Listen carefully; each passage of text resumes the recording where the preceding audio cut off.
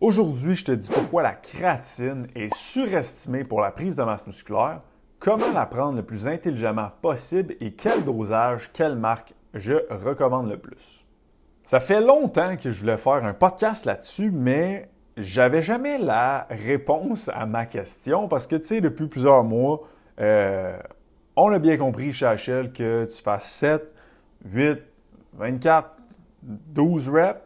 Si tu vas à l'échec, c'est les 5 dernières qui vont t'amener les résultats. Fait que comme le nombre de répétitions, on s'en fout, c'est vraiment les 5 dernières avant que tu es à l'échec qui vont t'amener à un assez haut niveau de tension mécanique pour stimuler une prise de masse.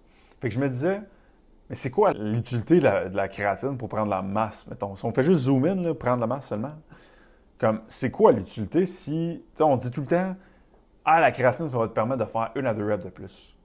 Ce qui est vrai. Mais moi, je me disais, mais si finalement le nombre de reps, ça ne change rien, comme pourquoi la créatine serait bon pour la prise de masse? Parce que je fasse 6 reps sans créatine, puis je vais à l'échec, ou j'en fasse 8 avec créatine, puis je vais à l'échec. C'est quand même bien juste les 5 dernières qui ont stimulé une prise de masse. T'en as comme pas plus qui sont stimulantes. Puis là, j'étais comme, il y a de quoi que je comprends pas quelque part. Puis tu sais, avant, la conception que j'avais de la prise de masse, que ben, plus je mets l'eau, plus je fais de reps avec ce poids-là, plus je produis de la tension. Mais ça, c'est faux. Ce qui produit notre tension mécanique, c'est la fibre musculaire elle-même.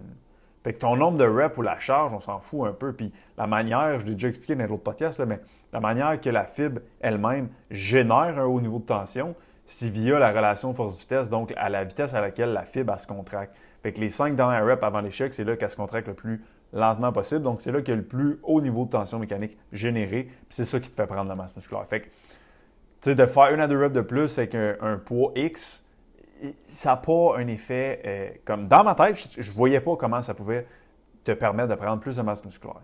Et j'ai finalement trouvé, dernièrement, la réponse à ma question. Je l'avais demandé à Paul Carter, je l'avais demandé à Coach Sim, je l'avais demandé à une couple de personnes, puis tout le monde était comme, ben, je ne sais pas, c'est vrai que ta réflexion n'est pas mauvaise, mais je ne sais pas.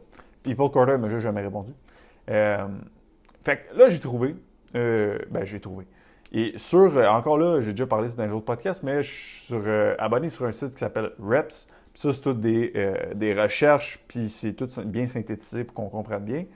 Puis, justement, ils ont sorti une méta-analyse en 2023 de 10 études. Dans le fond, dans la méta-analyse, ils ont analysé 10 études pour voir justement l'effet de la créatine seulement sur la prise de masse musculaire. Puis c'est exactement à ça que je vais te parler aujourd'hui. À la fin, je vais également te donner le bon dosage de créatine à prendre si tu veux l'utiliser intelligemment et quelle marque prendre aussi quand tu vas t'en acheter en magasin. Pour ceux qui ne me connaissent pas encore, mon nom c'est Hugo Lecavalier, je suis propriétaire d'HL Performance, une compagnie de coaching sur la rive nord de Montréal qui aide les gens à prendre la masse musculaire et à devenir fort. Notre mission chez HL, c'est d'offrir la meilleure expérience client au Québec pour que les clients aient de vrais résultats sans se sentir comme des numéros. Ceux qui se font une couple de fois qui m'écoutent devraient tanner de l'entendre, mais au moins vous le savez par cœur. On commence toujours avec une prep update parce que je suis en prep présentement. Puis là, l'affaire avec ça, c'est que mardi, j'ai fait le podcast qui est sorti mercredi, puis là, on est jeudi. Fait que mon update de prep, je te confirme qu'il n'y a pas grand changement depuis que j'ai filmé l'autre podcast. Donc, je suis bien honnête, il n'y a pas eu grand changement à part que j'ai encore mon 3000 calories de cardio par semaine à faire. Mes calories, c'est à 1750 quand je ne m'entraîne pas, 1550 quand je m'entraîne. L'inverse, 1750 quand je m'entraîne, 1550 quand je ne m'entraîne pas. Honnêtement, il n'y a pas eu grand changement depuis les 2 derniers jours. Et l'autre podcast d'après, c'est un podcast avec un invité. Et je suis super content de l'accueillir au podcast. Je pense que c'est son 2e podcast, comme ever. Puis c'est son premier depuis sa compétition et l'ouverture de son gym. Donc, j'en dis pas plus, tu essaieras de deviner. Donc, la prep update, ça va aller peut-être dans 3 semaines. On devrait avoir fait un peu plus de chemin. Fait que first, on va commencer avec établir c'est quoi les problèmes avec les études faites sur la créatine et la prise de masse musculaire. Le problème avec les études, c'est qu'en majorité, c'est pas toutes les études, mais en majorité, ils vont regarder, mettons, un groupe prend de la créatine, l'autre groupe n'en prend pas, est-ce qu'il y en a un qui prend plus de masse que l'autre? L'affaire, c'est que souvent, leur méthode de mesure pour regarder est-ce que tu as pris de la masse ou pas, c'est souvent le muscle en entier. Exemple, pourcentage de gras avec une pince, un bioimpédance, un DEXA-scan. Ils vont regarder le muscle en entier. Mais dans le muscle en entier, quand tu le regardes comme ça, ben l'eau, elle rentre dans le calcul. Tu sais, c'est pas rare, un client qui rentre, on lui dit « Hey, prends de la créatine, ça va être bon pour tes performances, puis tout. » Puis il prend comme 5-6 livres de masse dans le premier mois sur notre logiciel. Mais c'est quoi réellement? Tu sais, oui, il y a peut-être un peu de masse, mais c'est beaucoup de rétention d'eau intramusculaire. Parce que ça, c'est bien prouvé que la créatine augmente la rétention d'eau intramusculaire, donc à l'intérieur du muscle, ce qui n'est pas mauvais, là, il ne faut pas partir en peur, ce qui est excellent. Mais ça reste que ça paraît sur les chiffres, mettons, sur nos pinces. Ça paraît aussi sur une bioimpédance. Ça pourrait nous tromper pensant qu'on a pris crissement de masse musculaire, mais dans le fond, on a pris peut-être une livre de masse, mais vu qu'on vient de commencer à prendre la créatine, on a pris un 4 livres d'eau intramusculaire. Who knows? Donc, c'est ça la problématique avec les études sur la créatine et la prise de masse. Donc, sur cette méta-analyse-là, les chercheurs ils ont voulu trouver des études que la méthode d'analyse de est-ce que tu as pris de la masse ou pas, c'était pas ça. C'était des IRM pour vraiment pouvoir séparer, comme je veux pas voir, pas que je veux pas voir l'eau, mais je veux pas que ça soit biaisé par l'augmentation de l'eau intramusculaire. Parce qu'il disait dans l'article, je pense qu'il a déjà fait une étude, la personne a pris comme 7 livres de masse en 2 semaines. Comme, tu peux pas prendre 7 livres de masse en 2 semaines, mais genre, avec la créatine, si on check un body fat, tu peux peut-être, à cause de l'eau intramusculaire. Mais c'est pas du muscle, c'est de l'eau. Fait que, tu peux te sentir plus plein, oui, c'est cool, là, mais comme, c'est pas du muscle. Fait que ça, c'est la problématique. Donc, eux, ils ont essayé de trouver dans 3 bases de données scientifiques des études qui répondaient aux critères, qui étaient que ce soit 6 semaines minimum l'étude, qu'il y ait quand même une variété de gens qui s'entraînent, une variété de gens qui ne s'entraînent pas, et justement que la méthode d'analyse, ça ne soit pas un pourcentage de gras, un DEXA-scan, un bioimpédance. Ils voulaient un IRM, puis des trucs comme ça. Fait qu'ils ont trouvé 10 études pour un total de 334 participants là-dedans. Fait que ce qu'ils ont trouvé en analysant ces 10 études-là, justement, qui enlevaient le côté eau intramusculaire, donc on pourrait vraiment dissocier est-ce que tu as pris de la masse musculaire, donc tu as plus de muscle-muscle. Ils ont vu que l'effet, et je cite exactement ce qu'ils ont marqué, je vais même vous le lire, la créatine semble avoir un très petit effet positif sur l'hypertrophie musculaire. Hey, ça, c'est des mots choisis, là. Très petit, pas minime, crime, très petit. Donc, ça fait du sens avec ce que comme je me disais que ça faisait pas de sens, justement, que la créatine faisait tant prendre de masse musculaire que ça, comme je comprenais juste pas via quel procédé. Donc, ça fait du sens, ce qu'ils ont vu. Puis, ils ont vu que c'est similaire tant au niveau du haut et du bas du corps. Donc, je le rappelle, dans les études qui utilisent, qu'on peut vraiment comme voir est-ce que tu as pris de la masse musculaire, du muscle, les effets sont de très petits. Donc, c'est pas énorme comme effet. Donc, qu'est-ce qu'on fait avec ça? Bien simple. First, il y a un effet qui est très petit. Il y en a un pareil. En partant. Comme on sait, il y en a un, mais il est minime. Tu sais, pas au point de dire ça me prend de la créatine dans mon stack pour prendre de la masse. L'affaire, c'est que bien souvent, 99, je n'ai pas une vraie stat, là, mais c'est ce que je pense.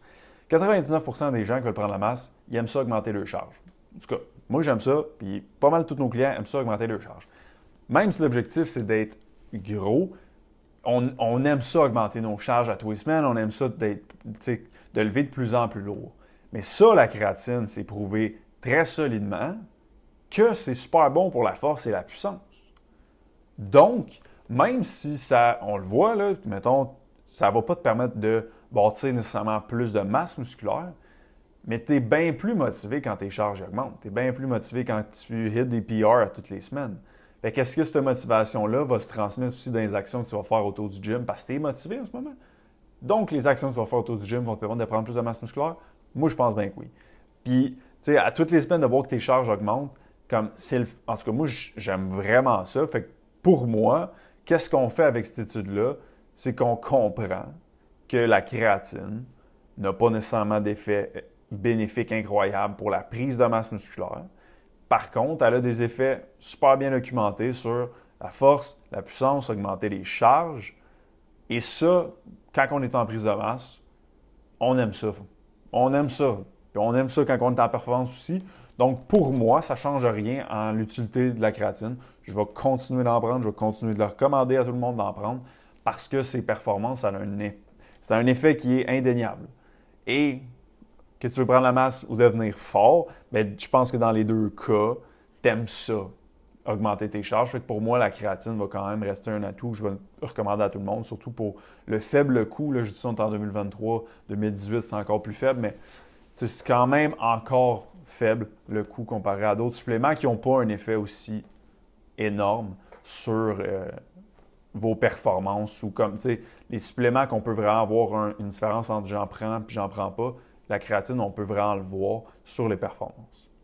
Donc, pour recap, la créatine, la méta-analyse de 10 études, c'est 10 études, c'est pas 60 000. Fait qu'il y a encore du jeu à ce qu'ils peuvent se tromper, mais avec ce que j'ai appris d'un dernier, quasiment un an, avec Chris Birdsley, Paul Carter, la science derrière comment on prend de la masse musculaire, comment on bâtit de la masse musculaire, moi, je ne comprenais pas via quel procédé la créatine venait aider à te faire prendre plus de masse. Ça semble pousser dans la même direction. Mais comme je l'ai dit, ce qui pousse dans la même direction dans la créatine, c'est que tes performances, la force, la puissance, ça l'augmente. Puis on aime tout ça, puis ça nous permet tout d'être motivés puis de continuer à pousser à toutes les semaines. Donc, je pense que ça va aider à prendre de la masse musculaire, mais pas via un procédé comme physiologique au niveau de la science, plus au niveau mindset, t'es craqué, t'aimes ça, tu continues d'être motivé. Donc maintenant, la question à 1000 piastres que je reçois tout le temps, c'est quoi la meilleure créatine? Combien? Je fais-tu une phase de loading? J'en fais-tu pas? Qu'est-ce que je fais avec ça? Je te réponds à ça dès maintenant. Quelle créatine prendre? Monohydrate, la plus étudiée, la plus pure, la plus cheap. Fais-toi pas avoir par les compagnies de suppléments qui disent que un micro hydrolysé, blablabla, comme monohydrate, il n'y a rien qui bat ça. Fait que, first, créatine, monohydrate. 2, quel dosage? Perso, si j'ai regardé, je vais mettre les liens aussi en description de l'étude, mettre les liens en description aussi de ce que je vais dire à présent. Mais ils disent que tu peux ne pas faire une phase de loading, mais la phase de loading va venir servir vraiment à juste monter tes niveaux de créatine plus vite possible que si tu ne faisais pas de phase de loading. Donc, pour quelqu'un qui commence à en prendre, comme fais une phase de loading, parce que tu n'en prenais pas avant. Puis ça, je vais te donner les chiffres exacts. 5 à 7 jours avec 0,3 g par kilo de poids de corps. Fait que quelqu'un de 200 livres, c'est à peu près un 27 grammes. Pour 5 à 7 jours, ça va vraiment venir saturer tes niveaux, ce que tu veux. Parce que sinon, ça peut prendre 30 jours à saturer les niveaux. Mais en faisant une phase de loading, ça prend comme 5 à 7 jours. Ensuite, de ta phase de 5 à 7 jours à comme 27 grammes, mettons, mais c'est 0,3 g par kilo de poids de corps, tu vas tomber entre 3 à 5 grammes par jour pour tout le temps. Comme tu n'as pas besoin de cycler ta créatine. Là, mettons, on a parlé juste de performance, que ça avait un impact, mais ça a des impacts super bons aussi au niveau cognitif. Je ne rentrerai pas là-dedans, mais comme ça a plein de bienfaits, la créatine, fait que tu peux prendre ça en continu sans stress, 3 à 5 grammes. Et si tu es vraiment un Christy de colosse, tu peux aller comme 5 à 10 grammes. Si tu veux, exemple, tu pèses 240 livres de masse, comme tu peux aller bien plus haut qu'une fille qui pèse 125 livres. Fait que 5 à 10 grammes pour les big guys, les gros colosses, puis 3 à 5 grammes pour le monde plus normal, me considérerais dans la catégorie normale. Moi, je prendrais 5 grammes. Donc, aussi simple que ça, à prendre en continu, et c'est mieux absorbé, selon ce qu'on sait au niveau des études, avec des glucides et des protéines. Donc, pour vrai, tant que tu as des glucides et des protéines dans ton meal, tu peux prendre ta créatine en même temps. Comme de la prendre juste avant ton workout, ça n'a pas d'effet direct sur ton workout parce qu'il faut que tes niveaux de créatine dans ton muscle soient saturés pour que là, tu aies un effet. Fait que fais ta force de loading si tu n'en prenais pas. Après ça, tombe à 3 à 5 grammes par jour en continu avec des glucides et des protéines pour maximiser l'absorption. Donc voilà pourquoi la créatine est surestimée en prise de masse et je suis aussi surpris que vous autres parce que ça fait pas 15 ans que je dis que c'est surestimé. Ça fait 6 mois que je me demande pourquoi. c'est bon pour la prise de masse, la créatine. Puis là, j'ai eu justement l'étude, la méta-analyse qui me montre que, OK, c'est pour juste la prise de masse, si on niche down, c'est surestimé. Mais, comme on l'a dit aujourd'hui, là, comme tout ce que ça l'amène autour, ça va te permettre de bâtir de la masse musculaire, selon moi, point de vue motivation, drive. Puis si tu es en performance, ben Christy, tu as besoin de créatine. Fait que dans ma tête à moi, ça reste un supplément que je recommande à tout le monde. Puis ça a d'autres bienfaits, comme j'ai dit tantôt, au niveau cognitif, etc. Mais pour la prise de masse, précisément, si on fait juste penser à ça, les effets sont très petits, comme eux l'ont dit. Donc, merci encore de m'avoir écouté. Podcast numéro 55, je crois, déjà. Déjà 55, fait que ça fait un an, un petit peu plus qu'un an, je suis là-dessus. Je vous remercie grandement de me suivre, ceux qui me suivent depuis le début. Je ne sais pas s'il y en a, mais s'il y en a, je vous remercie grandement. Puis s'il y en a, vous avez sûrement vu l'évolution parce que des fois, je réécoute les podcasts au début, je suis comme « Ah, Chris, ça, c'est que c'était mauvais. » Donc, merci d'avoir continué malgré au début, c'était probablement très mauvais. Et la semaine prochaine, comme j'ai dit, on reçoit un invité en studio. Je vais vous dire les indices. Si, checkez bien, on va faire ça. Si vous avez la personne que je reçois la semaine prochaine, quand vous écoutez le podcast, faites juste me DM sur Instagram, Hugo.lecavalier. DM-moi le nom de la personne que tu penses que ça va être. Si tu l'as, je vais t'envoyer un supplément Believe gratuit chez vous. OK? Faire ça. C'était pas prévu, mais on va faire ça pareil. OK? Fait que, indice, il a fait 2 podcasts. En fait, je pense que c'est son 2e podcast dans sa vie. Il vient de faire une compétition, puis il ouvre son gym. Il a ouvert son gym il y a comme 3 semaines, 1 mois. Donc, j'en dis pas plus. Si tu sais c'est qui, viens me DM sur Instagram, on va t'envoyer un petit preview, un petit pump addict de Belly, ça va me faire plaisir parce que good job de l'avoir trouvé. Si tu l'as trouvé, t'es vraiment solide. Fait que merci de m'avoir écouté. Comme d'habitude, un petit 5 étoiles Spotify, 5 étoiles balado, c'est tout ce que je vous demande. Le podcast va rester gratuit en tout temps et il y a bien d'autres trucs gratuits qui s'en viennent pour vous autres parce que je veux vous aider le plus possible. Et nous, on se voit la semaine prochaine en studio. Bye!